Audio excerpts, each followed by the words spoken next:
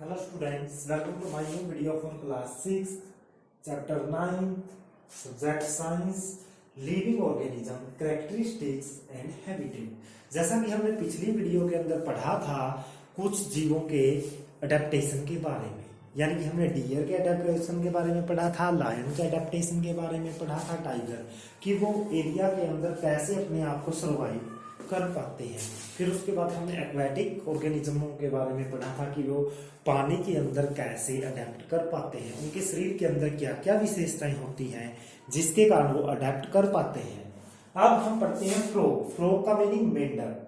मेंढक का हैबिटेट, आवास, जहां पर वो रहता है क्या है, both inside and outside the water. मेंढक का जो आवास है वो इनसाइड और आउटसाइड द वाटर है, पानी के अंदर भी रह सकता है और पानी के बाहर भी रह सकता है। आगे है वेब्ड फीट। वेब्ड फीट का मीनिंग होता है जाल युक्त पैर। इसका मीनिंग है आवाज,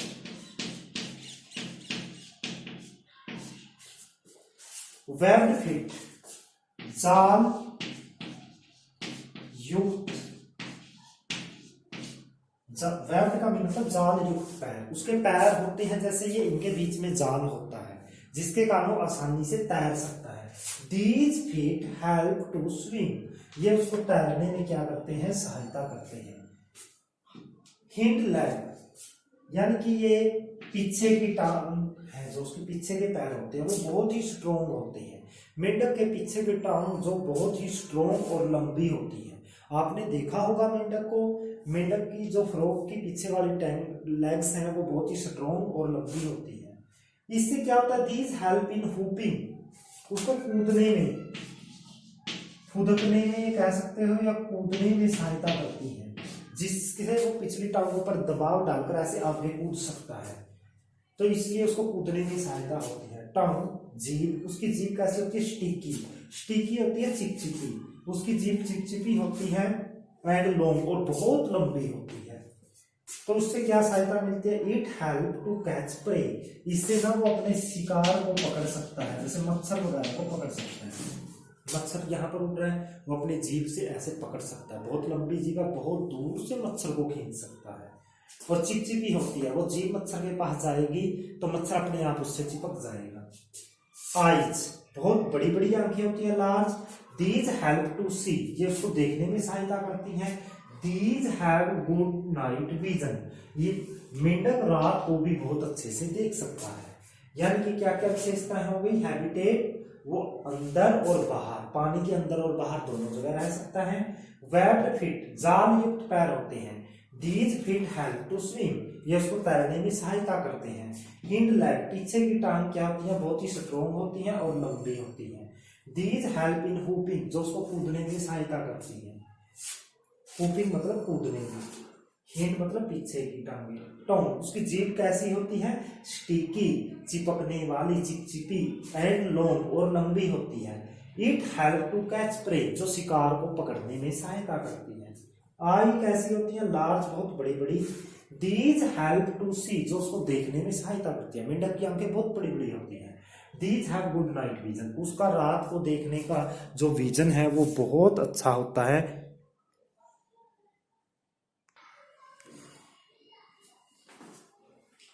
आगे है एक्वेटिक प्लांट्स। एक्वेटिक प्लांट के बारे में पढ़ते हैं। एक्वेटिक प्लांट का मीनिंग है पानी में पाए जाने वाले पौधे। पानी में दो तरह के पौधे पाए जाते हैं, एक तो जो पानी के ऊपर तैरते हैं और एक पानी के अंदर डूबे रहते हैं। तो यहाँ पर हम उन पौधों की जड़ों के बारे में डिस्कस करते हैं। फर्स्ट है फिक्स्ड रूट प्लांट्स। फिक्स होता है शिथिल, जिनकी जड़ जमीन के अंदर लगी होती है। एंड फ्लोटिंग रूट प्लांट्स, ऐसे पौधे जो पानी के ऊपर तैरते हैं, उनकी जड़ें मिट्टी में फिक्स नहीं होती। सबसे पहले फिक्स्ड रूट प्लांट किनको बोलते हैं, these have their roots fixed in soil under water. इनकी जो जड़ है पानी के अंदर मिट्टी में जड़ी रहती है, लेकिन ये लचीले होते हैं। जब पानी इधर उधर बहता है तो ये इधर उधर हिल सकते हैं और टूटते नहीं है, लेकिन ये एक जगह पर फिक्स रहते हैं। इनकी जड़ें पानी के अंदर फिक्स होती है। इसलिए ये क्या कर सकते हैं, हिल सकते हैं, इधर उधर हिल सकते हैं। Floating root plants, these plants have floating root in water. इन पौधों की जड़ें मिट्टी में फिक्स नहीं होती बल्कि पानी के अंदर तैरती हैं। तो ये पौधे पानी के साथ बहकर इधर उधर सारा दिन घूमते रहते हैं। तालाब के अंदर पौधा अब इधर है, थोड़ी देर में हवा से उधर चला जाएगा, ऐसे तैरता रहता है, बस पानी में तैरता रहेगा। स्टेम, अब तने की बात करते हैं। पौधे के तना यानी कि जो मिट्टी में होती है जड़, जड़ के बाद जो ऊपर वाला पोर्शन है तना। लॉन्ग, लंबे तने होते हैं। होलो, खोखले यानी खाली होते हैं अंदर से। खाली होने का कारण यह है अगर कोई चीज खाली है तो वो पानी में तैर सकती है आसानी से, अगर कोई चीज भारी है, भरी हुई है, तो वो पानी में डूब जाती है। लाइट, लाइट होता है, यहां पर मैं इसके मीनिंग लिख रहा हूं, खोखले। लाइट का मीनिंग यहां पर हल्की आएगा, हल्का, कोई भी चीज हल्की होती है तो उसको बोलते हैं light. Roots of plant are reduce in size. पौधे की जो जड़ होती है वो बहुत कम होती है, वो बहुत कम होती हैं। अगर पौधा तैर रहा है और उसकी जड़ें बड़ी बड़ी हैं तो वो पानी के साथ बहुत दूर तक बह सकता है, लेकिन इनकी जड़ें बहुत पतली होती हैं। These help to hold plant, ये उस पौधे को बांध कर रखती हैं, होल्ड करती हैं। स्टेम, तना, लॉन्ग होता है। स्लेंडर, फ्लेक्सिबल, लॉन्ग लंबा। स्लेंडर और फ्लेक्सिबल का मीनिंग है लचीला, जो इधर उधर हिल सके, लचीला होता है, यानी कि अगर पानी में पौधा बह रहा है तो वो टूटेगा नहीं। स्पॉन्जी होता है, गुद्देदार, उसके अंदर बहुत सारा गुद्दा भरा होता है, नरम, बहुत नरम तना होता है। It help them to float, इससे वो पौधा तैर सकता है। फ्लोट का मीनिंग तैरना। लीव्स, लीव्स कैसे होते हैं, लार्ज, बहुत बड़े बड़े पत्ते होते हैं। एंड फ्लैट, फ्लैट मतलब सीधे, चपटे, पेज की तरह, पेज की तरह कोई चीज हो तो उसको बोलते हैं चपटा या चपटे। फ्लोट का मीनिंग होता है तैरना। लीव्स बड़े बड़े होते हैं और चपटे होते हैं। वैक्सी, मोम युक्त, मोम युक्त यानी चिकने चिकने पत्ते होते हैं जो पानी के अंदर खराब नहीं होते, मोम युक्त होते हैं। पत्ते कैसे होते हैं, बड़े, फ्लैट सीधे और मोम युक्त होते हैं।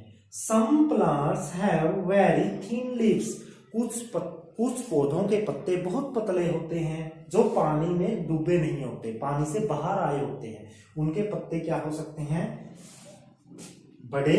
और लेकिन जिन पौधों के पत्ते बहुत बारीक होते हैं वो पानी में डूबे रहते हैं। पानी में जो पौधा डूबा रहेगा उसके पत्ते बिल्कुल बारीक होंगे, लेकिन जो पौधा पानी के ऊपर तैरेगा उसके पत्ते बड़े बड़े होंगे, चपटे, जैसे बहुत बड़े साइज में, और पेज की तरह, जैसे पेज होता है ना पेपर, उसकी तरह पतले।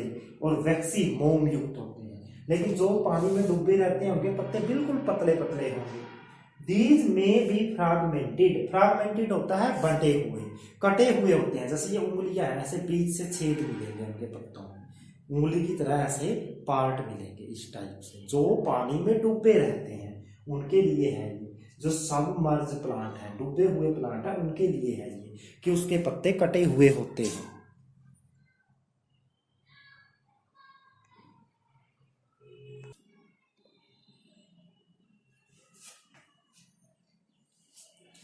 अब है difference between living being and non living being. Living बोलते हैं जीवित चीजें, जैसे इसके एग्जांपल में आता है काउ, डॉग, एलिफेंट। और नॉन लिविंग थिंग्स होती हैं जैसे पेन, चौक, टेबल, चेयर। क्या पहचान है जीवित चीजों की? लिविंग बीइंग रेस्पायर, रेस्पायर का मतलब होता है श्वास लेना।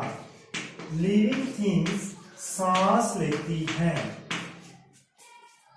दीज डू नॉट रेस्पायर, लेकिन नॉन लिविंग थिंग्स होती हैं वो सांस नहीं लेती, यानी जो चीज सांस नहीं लेती वो नॉन लिविंग है। दीज ईट फूड, ये भोजन खाती हैं फॉर एनर्जी, एनर्जी के लिए। These do not eat food, ये भोजन नहीं खाती। दीज शो मूवमेंट, मूवमेंट का मीनिंग होता है हलचल, ये एक स्थान से दूसरे स्थान पर आती जाती है। मूवमेंट का मीनिंग हो गया हलचल। These do not show movement, निर्जीव चीजें एक जगह पर रखी हैं तो रखी रहेंगी कब तक, जब तक हम उनको हिलाएंगे नहीं, तो वो अपनी जगह पर रखी रहेंगी। दीज शो ग्रोथ, ये क्या दिखाती हैं, ग्रोथ। क्या दिखाती हैं ये, ग्रोथ, यानी कि वृद्धि। ये क्या दिखाती हैं, वृद्धि, बढ़ती हैं। These do not show growth, ये वृद्धि नहीं दिखाती, यानी एक चेयर है जितने साइज की है उतने साइज की रहेगी, वो बढ़ेगी नहीं। लेकिन मनुष्य, जैसे कि आप लोग छोटे बच्चे हो, धीरे धीरे बढ़ते रहोगे और बड़े हो जाओगे, तो आप किस में आओगे, लिविंग बीइंग में। दीज शो रिप्रोडक्शन, रिप्रोडक्शन का मीनिंग होता है प्रजनन। प्रजनन का मीनिंग होता है अपने जैसी संतान पैदा करना। ये जीव अपने जैसी संतान पैदा करते हैं। दीज शो रिप्रोडक्शन मतलब ये अपने जैसी संतान। These do not show reproduction, ये अपने जैसी संतान पैदा नहीं करती। लिविंग थिंग्स सांस लेती हैं, नॉन लिविंग सांस नहीं लेती। इनको भोजन की जरूरत होती है, इनको भोजन की जरूरत नहीं होती। ये हलचल करती हैं, इधर उधर चलती फिरती हैं, घूमती हैं। These do not show movements. These show growth, ये बढ़ती हैं, साइज बढ़ता है। These do not show growth. These show reproduction, ये अपने जैसे बच्चे पैदा करती हैं। एग्जाम्पल के अंदर आएगा काउ, डॉग, यहां पर एग्जाम्पल के अंदर आएगा शेयर, पेन, एक्सेट्रा, आदि। यहाँ पर एक्सेट्रा आदि।